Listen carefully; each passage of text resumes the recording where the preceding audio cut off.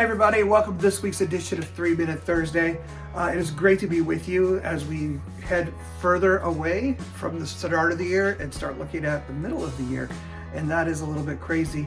I hope you had a great Valentine's Day.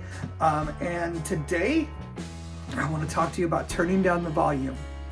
And what I mean by that is we have this voice in our heads, this inner critic that has a tendency to be the loudest voice in the room, if you will.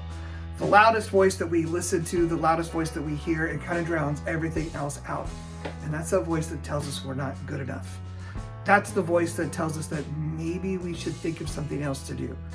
That's the voice that puts that sense of self-doubt and that sense of maybe failure into our head and into our hearts. When I was a kid, this is going to come as a shock, but I love listening to music really loud in my room.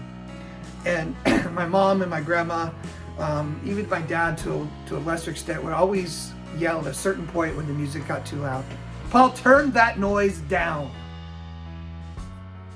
And then of course I did, because I didn't want to get in trouble.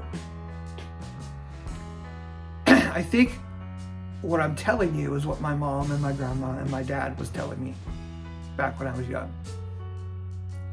Turn the noise down. The truth of it is you're never going to completely silence that inner critic. That inner critic is never going to completely go away, no matter what you do. But if you turn that volume down, meaning it's harder to hear.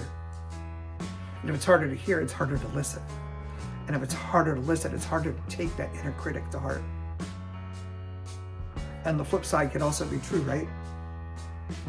Turn up the volume of those who love you.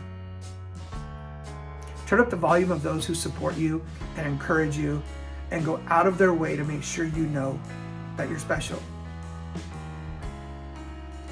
We all have both of those things. Some are more blessed than others. That's totally true.